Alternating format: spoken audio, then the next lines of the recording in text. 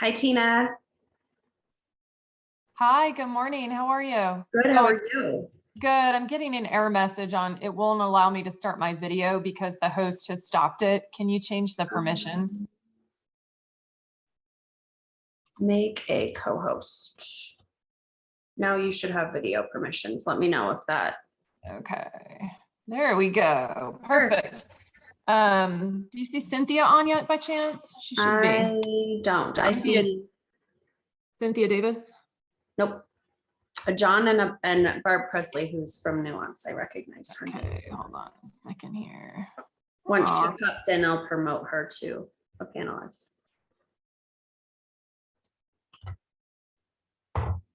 And then are you okay with, we record these and we put them on our YouTube channel? Is that okay with you? Oh yeah, yes, we're definitely used to that. Absolutely. Perfect. Actually, would you be willing to share the audio file with me? Because we'll publish it as a podcast.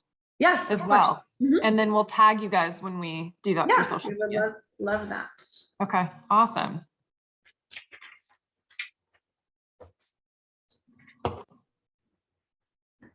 I still don't see her, but people are poking in, so.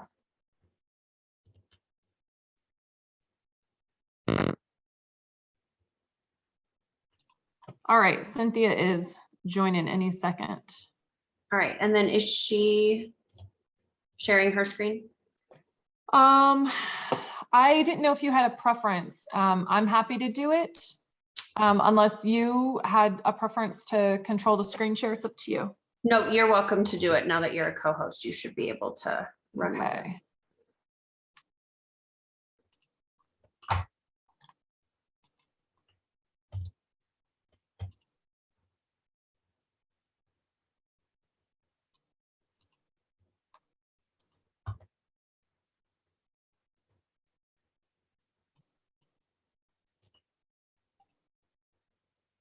Perfect.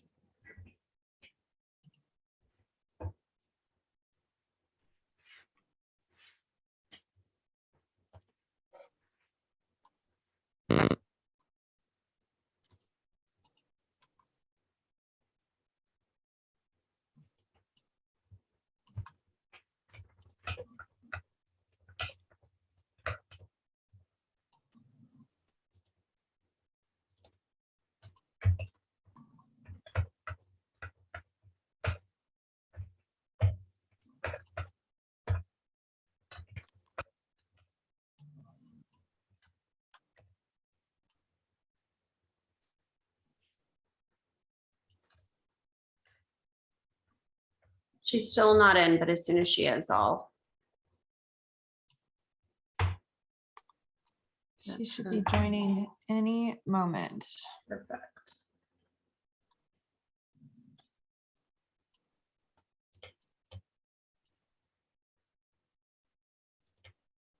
And then for questions, we use the chat feature, and I'll just reread the questions and have you answer them. Okay, that's great. Thank you for there she is monitoring that. Promoting her to a panelist. Awesome. And then once she accepts that, I can make her a co-host. Here we go. Make a co-host. Hi, Cynthia.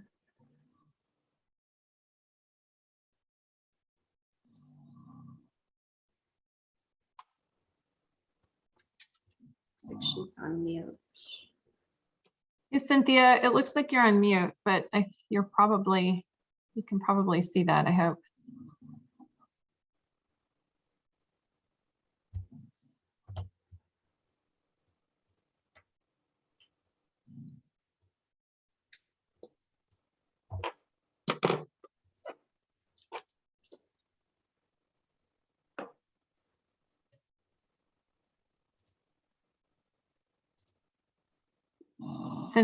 Uh-oh. Popped out. Sure, she'll be back. Perfect.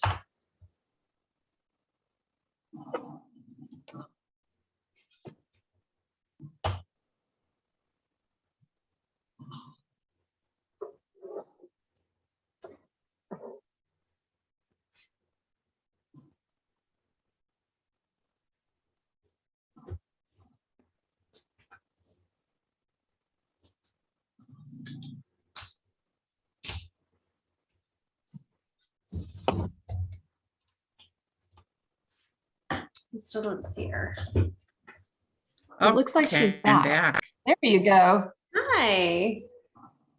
Can you hear us okay?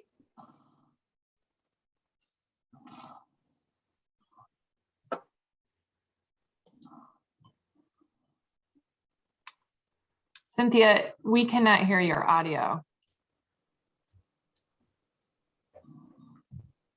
Can you hear me now? Yes. Okay. So sorry, I have super duper internet, but it's not acting super duper this morning. So Oh man, that's Thanks, the Cynthia.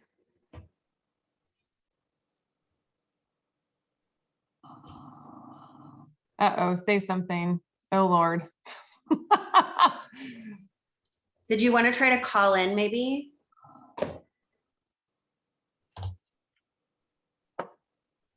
there we go. Can you hear me now? We Yes. can. Okay. If I get kicked out one more time, I will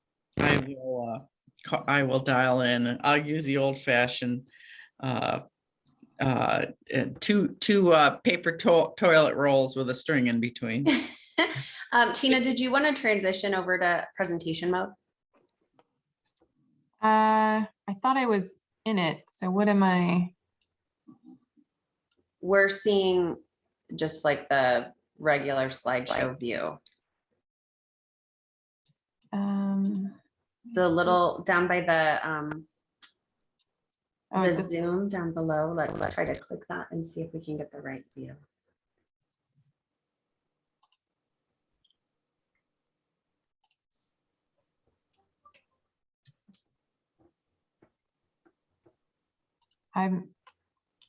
what am I missing? Will you unshare and reshare? Presenter. There we go. Hide presenter view. That's what I needed to do. Is that better? Yes, perfect. Okay. Whoops. Wait a second.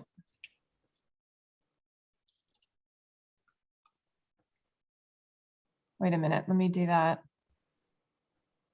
You had it for just 1 second. Yeah.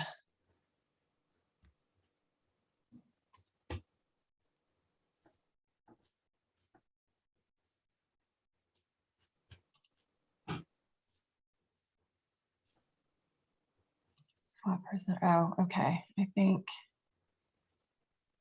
How's that? Good. Looks perfect. Okay, good. All right. If you're ready, we can go ahead and get started. Wonderful. Well, thank you so much for joining us, Tina and Cynthia from HealthLink Advisors to Colorado HIMSS Hospital at Home, Why It Matters and How to Be Ready. We are so excited to have you joining us. Tina sits on the board of the Arizona HIMSS, so welcome. We look forward to hearing a little bit about both of you and looking forward to your webinar today. Thank you so much. Thank you for having us. There we go.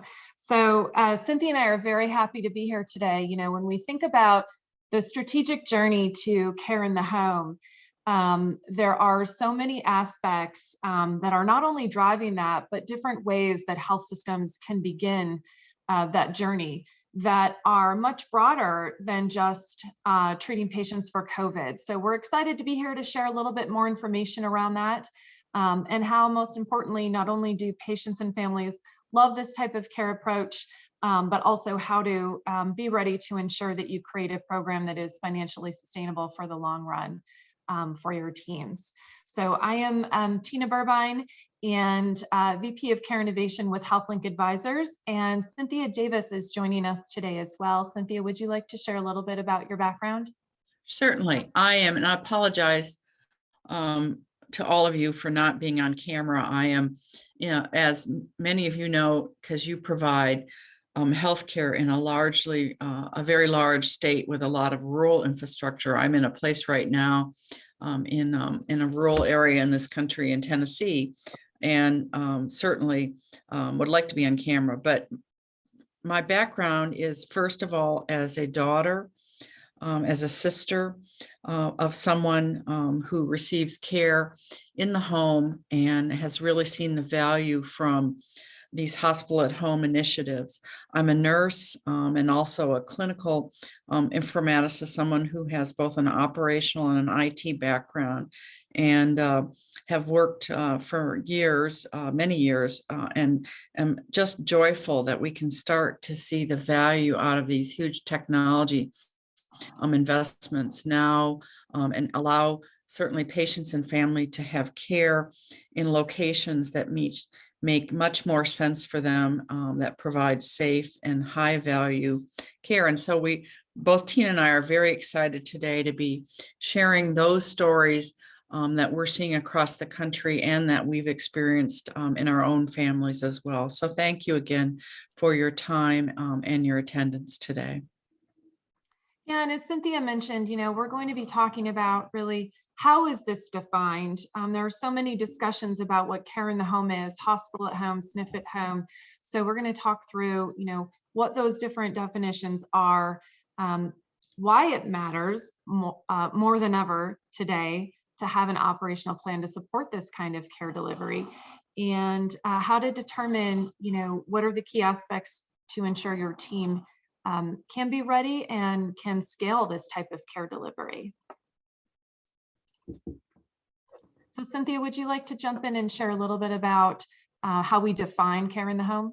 Certainly. So hospital at home is really a care delivery model which brings more acute care aspects into the home, and it combines certainly, and a good example would be in many, and I want to say that it's much broader than just the COVID care that many of you have heard about at home, but it combines care delivery such as remote monitoring, providing mobile imaging services and lab testing, and really an interaction with a physician and a provider, either in person or via telehealth. So it allows certainly a patient with their family members to be in a location, not only just the home, but potentially SNFs as well, and allows the right level of services to be provided in the right location.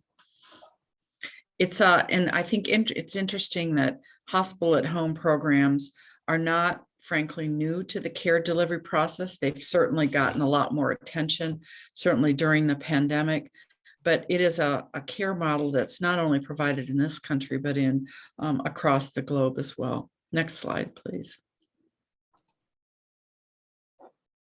So a hospital at home stay looks like this screen. And I like this picture because it really shows a caregiver interacting with a patient in their actual home.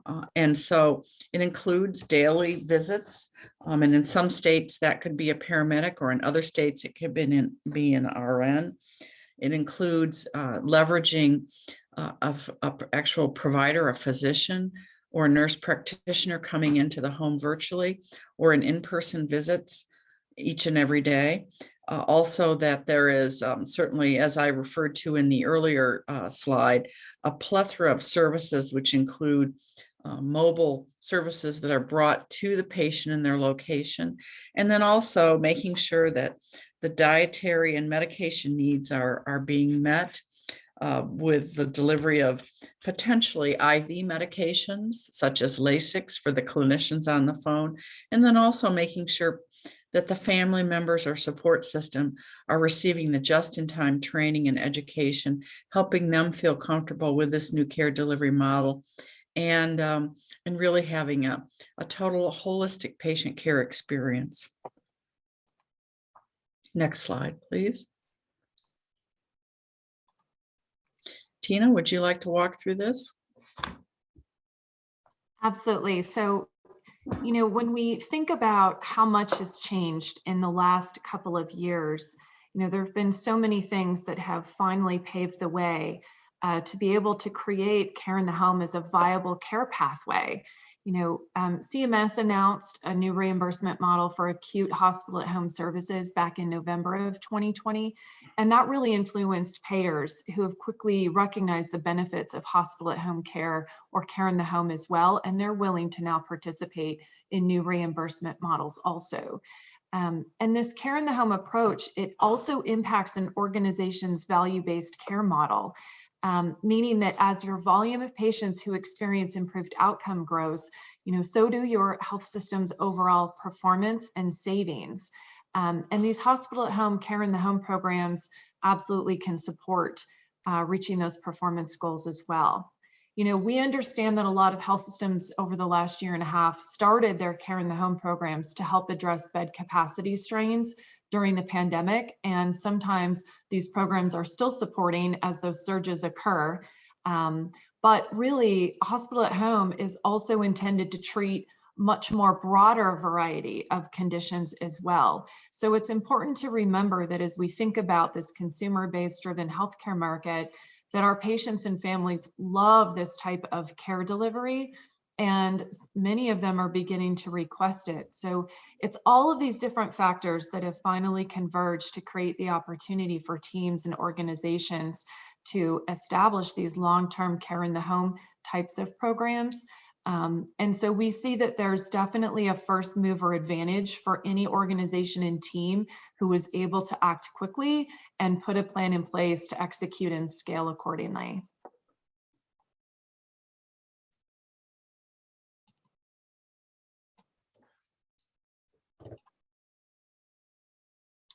When we think about, okay, so who in the market is providing hospital at home?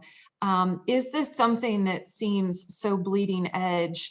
And, it's really not. This is a standard of care that's been around for a very long time globally, but there haven't been the reimbursement opportunities within the US like there are now to support it. Globally, this has been in existence for years. And it is considered a norm. Many of the EHRs, in fact, that we're familiar with stateside have been supporting hospital at home workflows in international markets. So with CMS beginning to embrace the idea that there are reimbursement opportunities that are available now and other payers following suit, we're finally on the brink of this becoming mainstream and a standard of care, which is super exciting. Every month, the number of health systems across the United States that have received the CMS attestation continue to increase. And there are many more that we know are working on establishing their programs as well. So it's very exciting.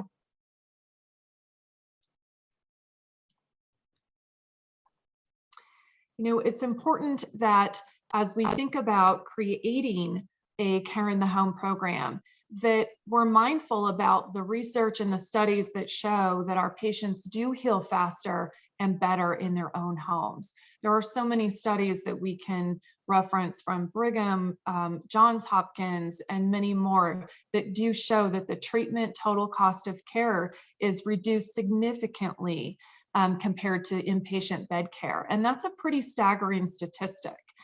Cynthia, as her executive clinical leadership background, always teases me about being focused on, the data and the dollars behind this. But it's really important that as teams are identifying how they're going to begin establishing their care in the home programs, that they're also being mindful about how it's going to help lower the total cost of care for their teams internally. This is a value-based care growth opportunity. And so health systems can really improve their performance with a reduction in length of stays, lowering your total readmission rates, avoidable ED visits, and lowering your SNF admissions through the use of the complementary care at home approach. When we talk about the CMS hospital at home reimbursement models, the new payer models, the at-risk contract savings, all of those things combined really help create a total financial sustainable approach to this type of care as well, that's going to help continue serving the health system and patients and your families. It's really critical to keep in mind that with the payers recognizing that this type of care is beneficial because it drives down total cost of care, they're entering the market themselves as well. There have been many payer investments in this area and acquisitions made. And so when we think about health systems continuing to serve patients and their families consistently, we feel it's very important for health systems to have an operational plan to continue doing that.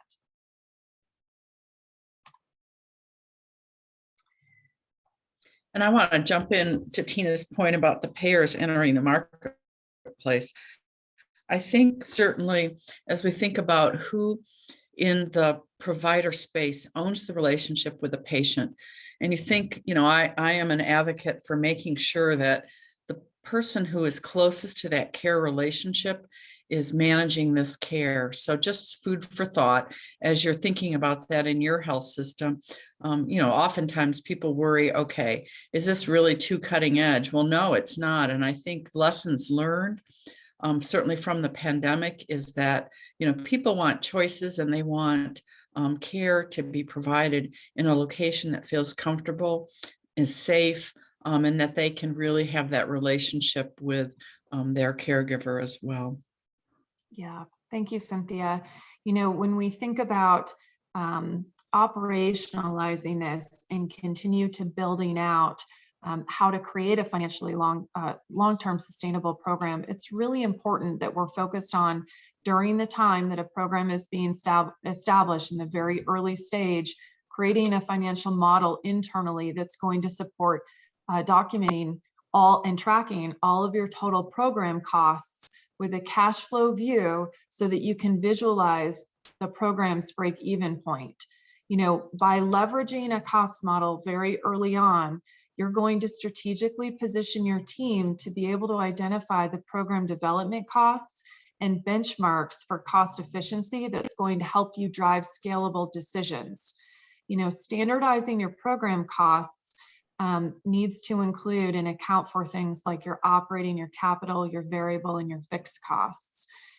We encourage organizations to consider comparing the internal costs of building this service versus buying it, whether that's all of the components or a portion of them, and to understand the impact on your revenue.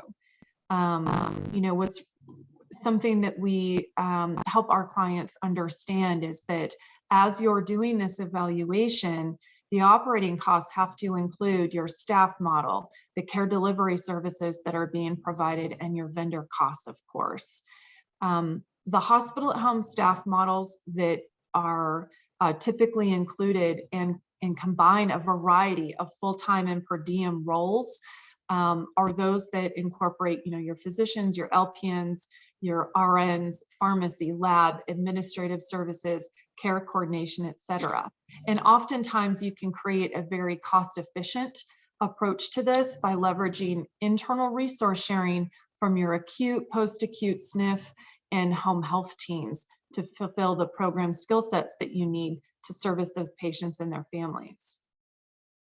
We're also very mindful that the costs for, your tablet documentation, the IT enablement components that need to be in the clinician's hands to serve patients in their homes are very different than those that are in a post-acute or acute type of environment. And those communication devices, the remote monitoring, transportation delivery, DME, all of those costs need to be accounted for in the model as well. So, when we talk about this becoming a new standard of care across the US, one of the critical elements is to establish this model by understanding how clinical innovation works. And I would love for Cynthia, you to jump in and share what a successful cycle of clinical innovation looks like. Certainly. Next slide, please.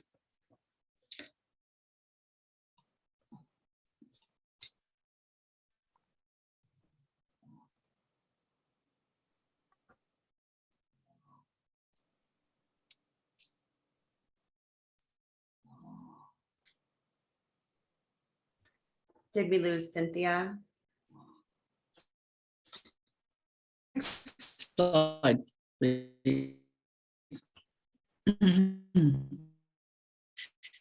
It really, strategically, you need to sit down and think about, what is your vision and your overall mission for how you're going to provide care and the delivery. You need to establish a core team starting at the top with your leadership who can set the vision and the guiding principles for how you're going to use this transformational model to deliver care.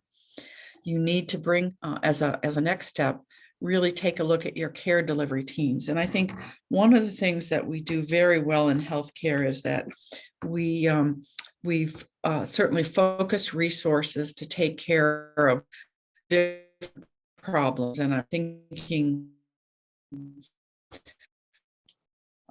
most recently, health.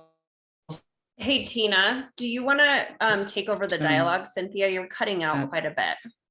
And I have worked with, in which they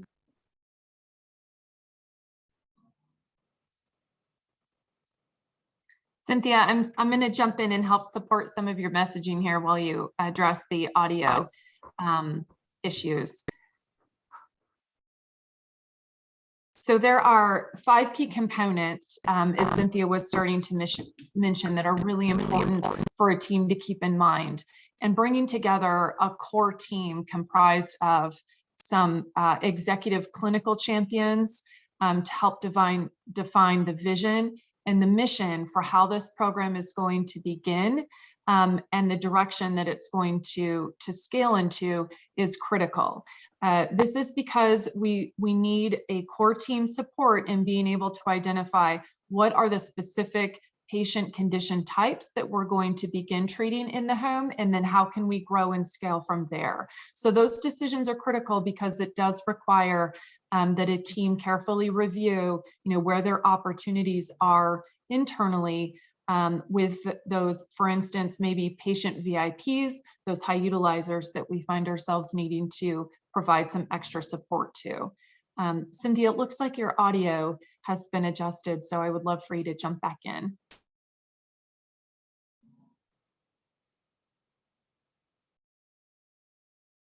Okay, maybe I spoke too soon, so I'm going to keep talking. The enterprise care team structure. This is a core component for ensuring that the team is working across the organization from an enterprise-wide care plan. This is really critical for a building block element of any type of in-home care delivery that's provided. And that's because not only is care coordination such an important role in providing care in the home, but when we think about the unique complexities of resource sharing internally, it's more important than ever to ensure that our care teams, care managers, navigators, the types of folks that we have working so hard internally to help support our patients through their care journey, regardless of where they are through those care transitions, is well defined, and that the team is able to understand who actually owns the handoff and who is supporting the patients while they're receiving care in the home, and what that means for any additional caregivers or treatment types that may be needed to help supplement that. So an important building block and foundational element is that enterprise care team plan, and a structure that allows for very well coordinated handoffs between all of the different care teams across an organization and the core team serving them for care in the home. I'm going to check in with Cynthia and see if her audio has been adjusted.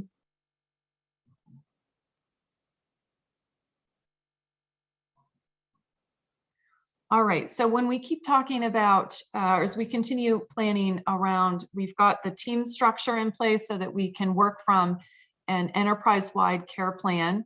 We want to make sure that that includes teams like our home health teams. Oftentimes, the data between our home health teams and our health system teams is not shared, and it's really important that we find a way to bring those data sets, for example, together for use. From there, we're going to talk about then initializing the program and creating an operational plan that's going to allow the teams to identify very easily, what are the patient populations we're going to focus on first. And we're going to create a staff model, a clinical staff model that's going to support that with standardized clinical protocols. And we're going to develop success metrics so we can monitor how, not only how our ongoing treatment plans are going for this in-home care delivery service, but also so that we can fill in and learn from the clinical innovation framework of continuous improvement. So as the program continues to grow and scale with a higher volume of patients coming in and additional treatment protocols being provided, we're constantly also reviewing internally, what are those workflows, what do they look like, and how do they need to change in order to continue supporting the higher volume of patients and condition types that we are focused on. Something that is really important is that as those workflows are rolled out, we encourage teams to also put together a simulation training program.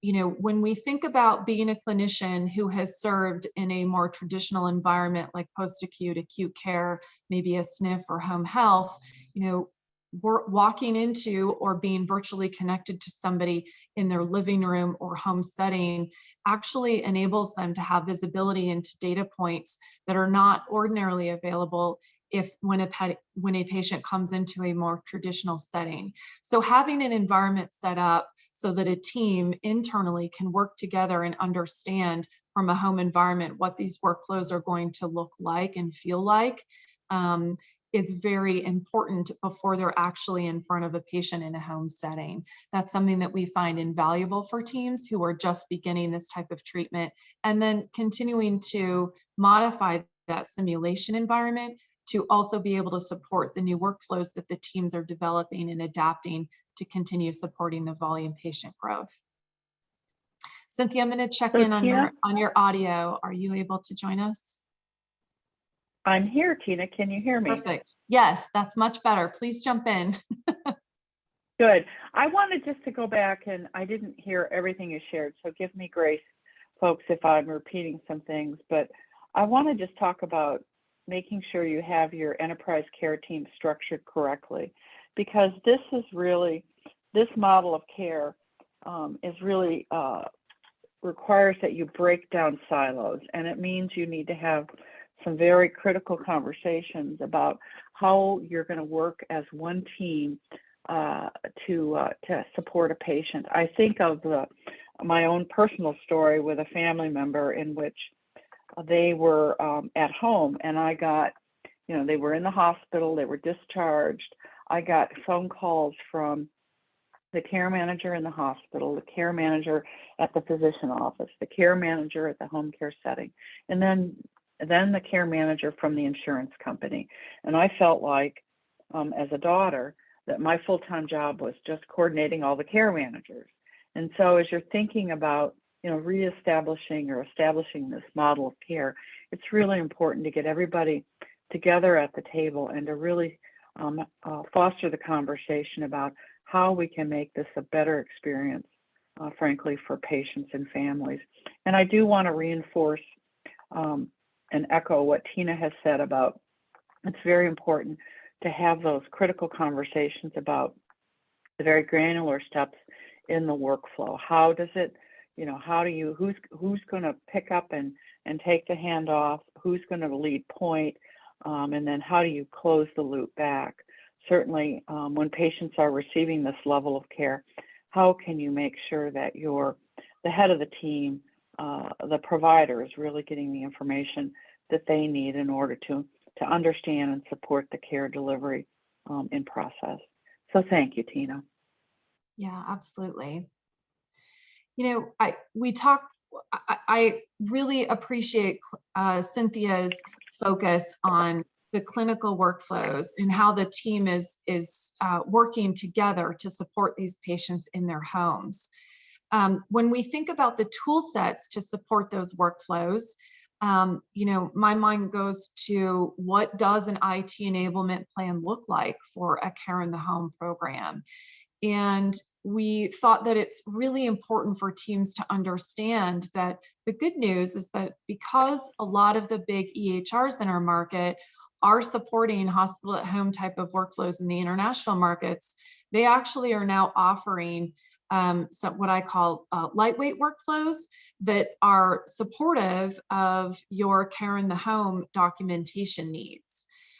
There are some things to keep in mind when we think about what these workflows are like.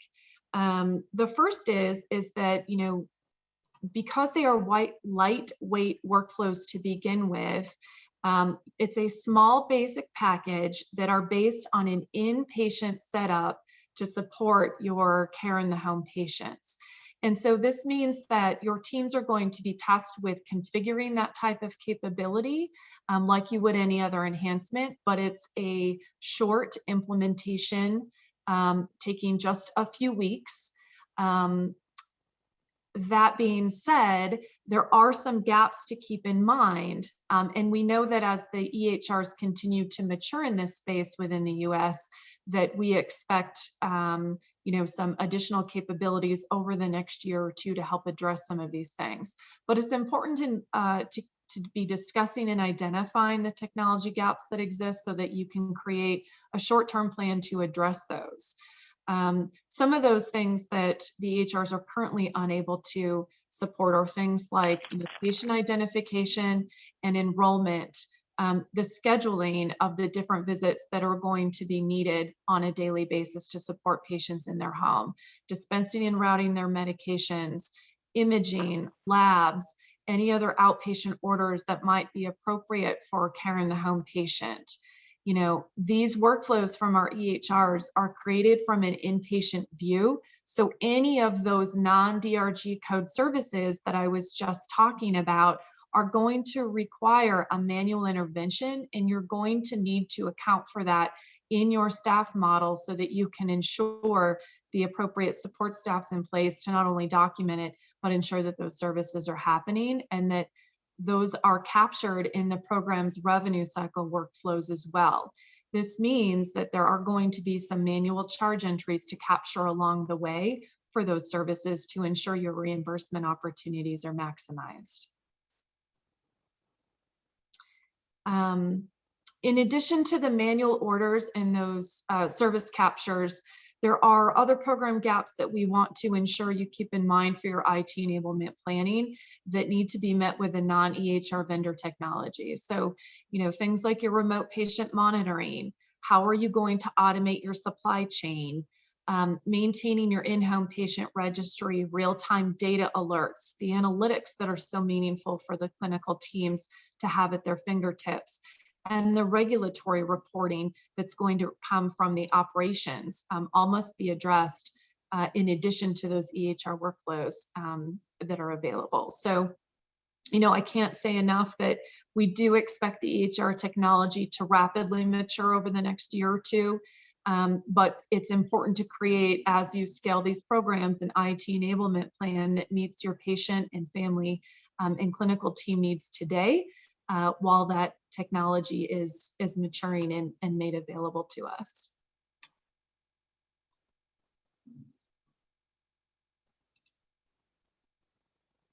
Oops. One of the things that we've certainly, as we work with clients, we want to make sure that they are taking a look at what do they need to have in place in order to be ready to deliver this care model. And certainly understanding and really walking through to say, okay, what kind of a culture do we have? Do we support a culture of innovation, of doing new and different things, including, are we willing to take, try something, and if it doesn't work as well as we like, that we go back, that we continue to improve it, make those kinds of decisions. When you're thinking about how you're going to build a program, a hospital at home program, are you going to internally redeploy the people and build new processes to support that? Or are you going to go out and bring in an outside firm in order to deliver that service for your community? Both have pros and cons, but we really encourage you to be thoughtful and think through, what's the best in terms of your short-term and your long-term plan. we strongly suggest you really do a strong assessment of your current care management environment. What strengths, what are some of your weakness, what are some of your opportunities, and how can you best leverage those people and processes to deliver this types of care. And then again, making sure, do you have the right technology tools to hardwire this change? It's not about the technology, even though it can be exciting to have digital stethoscopes and remote patient monitoring for the scope of services and what sort of IT infrastructure, including analytics, do you need to have in place in order to successfully deliver that care? What sort of a staffing model are you going to use? Is that your state require or allow for paramedics to provide some of those in-home visits, or do you need a pure RN model? Will your nurse practitioners or physician's assistants be able to go into the home and provide those visits and be reimbursed, or do you need to send a provider? What's your relationship with your local home health agency? Some communities have their own in-house home health service. Others contract with a variety of home health agencies. Who is best suited in your community to be able for you to partner with and deliver the service levels that you need? And as Tina always teases me, I'm always, talking about patients and family, and she worries about the money. Making sure that you begin an early conversation with your payers. I'm thinking of one client in particular that we've worked with, who early on wanted to do a pilot of hospital at home care and went to 2 major payers in their marketplace and were able to obtain almost $500,000 in annual funding to support this care delivery model. What they needed to do, and the payer was very excited to partner to do this, was to be able to demonstrate the value. Payers see the value of providing the right level of care at the right cost in the right setting. And so they were able to do the seed startup funding, and given the results to date, have committed to fund this care delivery model going forward, which speaks very highly of the partnership and also the value both to patients, families, to the providers, and to the insurance companies as well. So having that, making sure before you start on the journey, really understanding how ready, what are my gaps, what are my strengths, what are my weaknesses, and what do I need to be particularly focused on in my overall planning process. And then we also always want to include, because this is such a huge people change management process, having your communication and change management plan in place. And if you're asking people, frankly, your care management teams or your home care teams, or even your acute care setting teams and practices to make a lot of change, what's in it for them? Why is it value? How's their role? Is their role going to change? What are their roles and responsibilities going forward as well? Next slide, please. And to that, and we also have created a evidence-based maturity model, which we like to share with clients. We'll get a copy of this presentation, I'm assuming after our call. But you might use this sort of as a starting point to think through really where are you on your maturity model. Level 1 being certainly, do you have traditional home care services, all the way up to level 6, having payer partnerships. It gives you a nice starting point then to really understand what things do you need to focus on. And certainly as you work with your organization, what's your vision, what's your tolerance for a different care model, and how are you going to identify the right patient population. Now, what brings me a lot of joy these days is the fact that the many dollars we've spent over the last number of years to put in these electronic medical records are really now finally beginning to see some value by being able also to use algorithms within those electronic medical records or other third-party bolt-on tools that allow us to say, these are the sickest patients we should focus on. These are the patients that we know that if we don't do some kind of an intervention now, that they'll continue to have a decline in their health status. And then how do we really make sure that we're putting together a care plan that directs the holistic needs of patients over time? Again, a good starting point, and also one that can help with dialogue with your leadership and operational teams as well. Next slide, please. I think it looks like we may have some questions in the chat, and I want to make sure that we take the time to discuss those. I don't know if there's a way to read the first one that might be there. Yeah, you bet. Over what period of time can a mid to large size system typically expect to see an ROI on establishing an organic hospital at home program? That And is this, go ahead. Oh, no, please go ahead. Finish. I can go ahead and then I can read the second part of the question. Okay, so thank you for that. And I'm so happy that somebody listening asked that. That's a great question. You know, my initial response is that for those organizations that we work with, we find that for a plan that addresses all of the elements that we've been talking about, so it's taking into account your CMS reimbursement approval, it's taking into account your at-risk positions and the opportunities there, it's taking into account partnering with your payers for a new reimbursement model. We find that a program should reach a profitability point by early year 2. There are some nuances of that, meaning there's an expected amount of patient volume in the program, of course, and a cost-efficient staff model as well. So I say all of that being mindful of some expectations within that plan for resource sharing, et cetera, internally. But the good news is that it should happen fairly quickly. Great. And the second part of the question is, how will introducing this new care model into their system affect their long-term inpatient infrastructure and services once the pandemic subsides? That's a great question as well. Yeah, absolutely. From a clinical perspective, Cynthia, would you like to begin and then I'll support? Yes.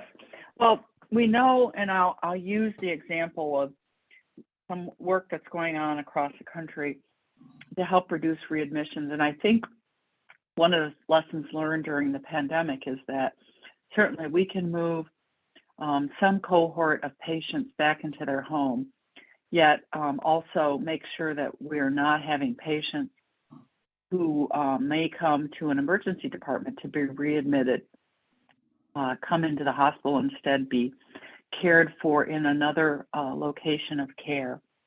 And so ultimately, we anticipate that numbers of patients, and it depends really on your local market, your demographics, your payer mix, we'll begin to see a reduction in their inpatient stays. And I know we've been saying this for years. In fact, as someone who, I hate to admit this, but was there when DRGs were began to be implemented, we thought at the time that that meant we were really going to have to start closing large numbers of hospitals and reduce number of hospital beds. But I would say there will be, as patients who normally would have been admitted to the hospital yet are going back home, there will be a reduction in the demand for inpatient infrastructure services. And we're seeing organizations across the country begin to use hospital at home programs for support for patients who've had surgery, for reduction in having women who might have high-risk pregnancies and are admitted for monitoring. They're being successfully and safely monitored at home. So again, it really depends on your care mix, your payer mix, your demographics, but it will impact the number of beds that are going to be needed in the long term.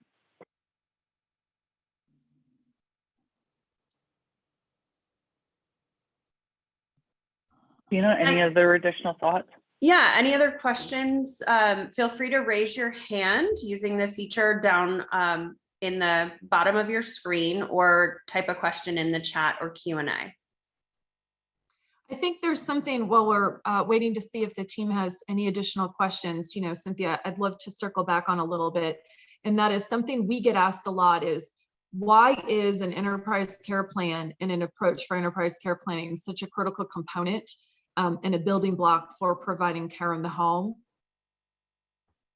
So Cynthia, would you like to talk a little bit more about that? Because I feel like that's a challenge that a lot of our health systems even today have.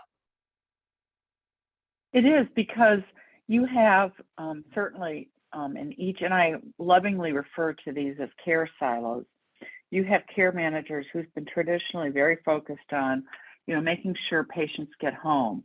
And then they do a handoff either to a home care agency or sometimes to a practice, but oftentimes discharging a patient saying, you must, schedule yourself an appointment for follow-up in 5 days, or you must get these medications filled, or you must follow up and have these tests in an outpatient setting. Yet, if they have such level of or a health status and a set of challenges that do not support them being successful in following up, those are the types of patients in the population that may very quickly be readmitted or see that their health status is worsened. And so then you also have care managers who frankly may reside in a practice, and they're very focused for a large part on medical home status. So hitting a number of quality indicators, not so much about where is the handoff if a patient has been in the hospital, but a set of metrics that are important to the practice. And I'm not being negative about those. They're all important activities. And then you have people who, have home care services, and the home care manager,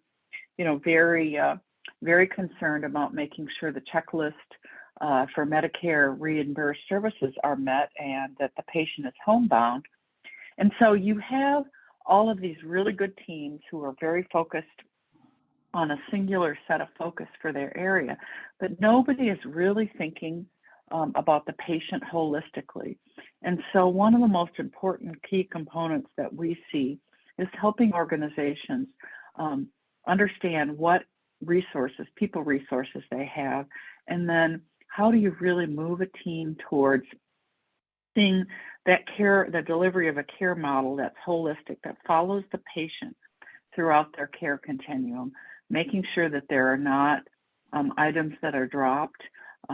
If they are, and we see this happening in a number of organizations, have accountable care organizations. They may have care managers also who are tracking patients who are at high risk, but not necessarily coordinating that back when a patient is readmitted. So again, making sure, first of all, that you have a vision and a structure that supports ownership and accountability for the delivery of care, irregardless of the location of the patient, with a clear set of metrics, and that you understand what resources you already have.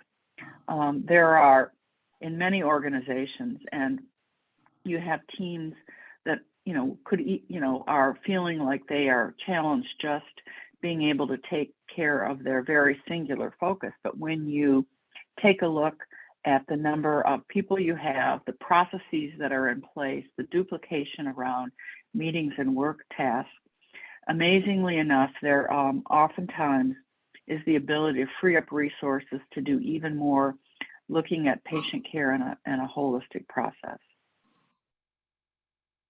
Any questions for me on that? We do have a hand raised, so I'm going to let Scott Raymond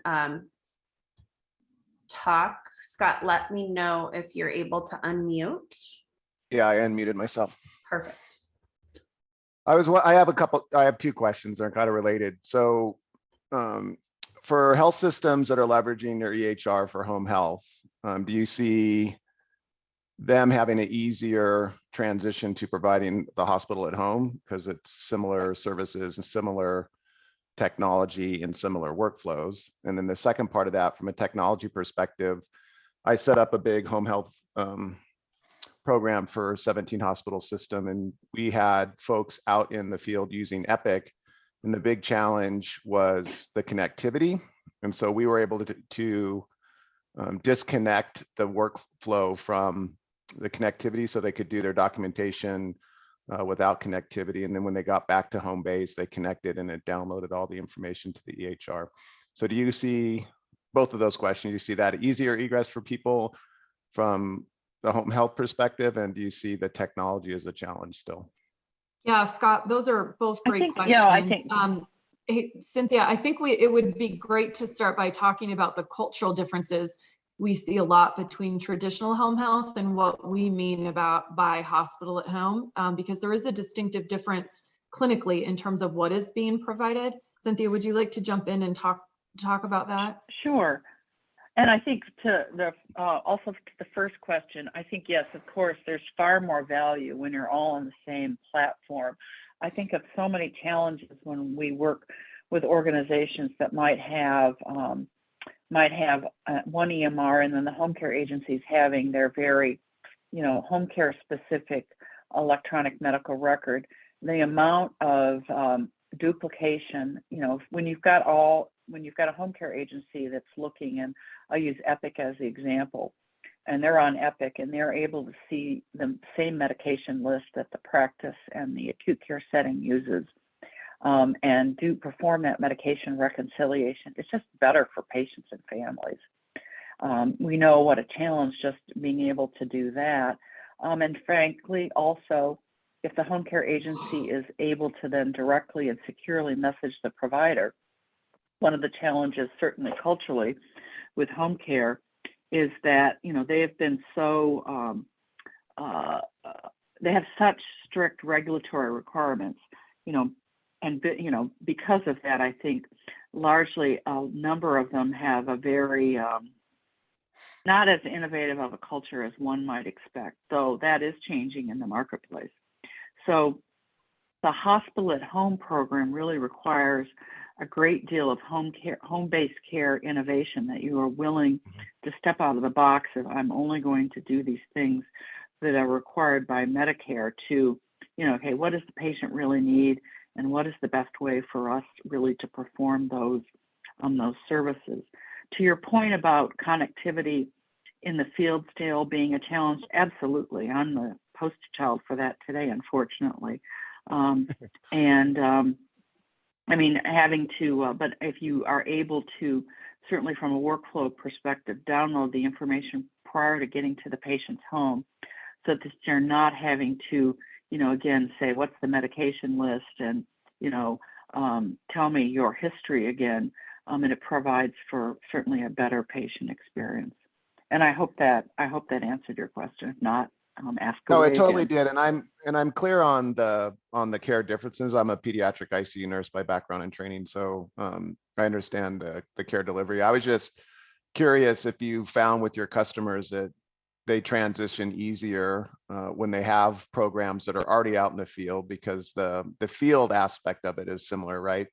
Yeah, and I get the care delivery is different. Because I Yeah, just just trying to set up home health, it was a pretty heavy lift, having it in-house and doing it yourself, as opposed to, like you guys said, using an agency. But the beauty of it is all of our patients, whether they're home health patients or inpatients, were all on the same EHR, and their care and their record was contiguous, right? So it made it great. Yep. Yeah. And I think to the cultural aspect, sending acute care nurses out to the home can be, you've got to pick the right staff who are, while it is acute care settings, you've got to have the focus with folks who are willing to try something new and different. And also, I think I always like to say those former ICU nurses kind of make the best home care nurses, because they've learned to assess a situation pretty quickly, and can put together a plan. Yeah. Yeah.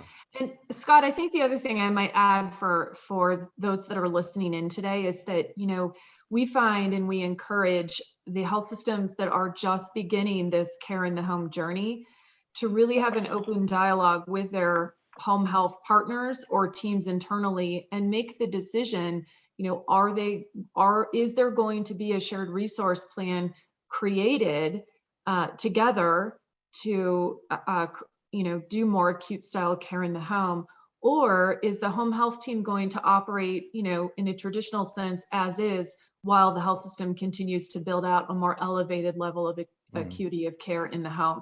We've seen organizations go down both paths for different reasons. A lot of them come back to those cultural differences. So it is a key decision very early on that leadership teams need to discuss and make together. Awesome. Yeah, and the presentation was great today. Just before I get knocked off, before Holly mutes my voice, I just wanted to share that.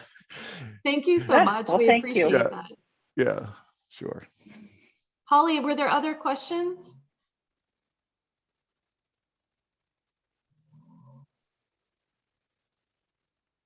Uh-oh, I don't know. Holly, not sure if you're still on mute. Whoops, I had this great dialogue that no one heard. Thank you, Scott. If anyone has any additional questions, feel free to raise your hands or, and I can quickly unmute you, or you can type it in the chat. Holly, if you don't mind, while we're determining if there are other questions that might roll in, you know, something that we also hear a lot about or questions that we receive are around the staff model. You know, we keep using this language, develop a staff model, but what are really the key roles that make a difference to drive success of establishing this type of care delivery model? And there are three that come to mind. One is you need 2 clinical physician champions internally who can help drive that clinical innovation workflow that Cynthia was speaking to earlier. That's very important. Oftentimes we find that systems who can bring together clinical physician champions from maybe the acute and post-acute space have a nice complementary fashion for helping to drive that resource sharing internally. So that's an important thing to be thinking about as you're drafting your staff model. The other role that's really key or the 2 other roles I should say that are key to this are having strong navigators. Preferably those who understand the nuances of not only what traditional home health is all about, but also what it's like to navigate the internal nuances of all of the transitions of care across the health system. So that strong navigator role is very important. And then of course, strong care coordination. We can't speak enough about the importance of having trained health coaches or care coordinators that are helping to support the clinical staff deliver this kind of care in the home.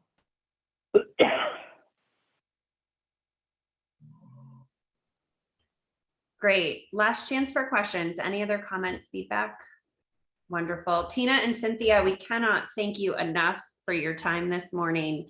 Again, this recording will be available on our YouTube channel and on our website. Thank you for your collaboration and partnership, and we look forward to chatting with you in the future. Yeah, thank you so much, Holly. We appreciate being here and we hope it was helpful for everyone. Thank you. Thank Thank you. you, Happy holidays. team. Thank you, team. Thanks.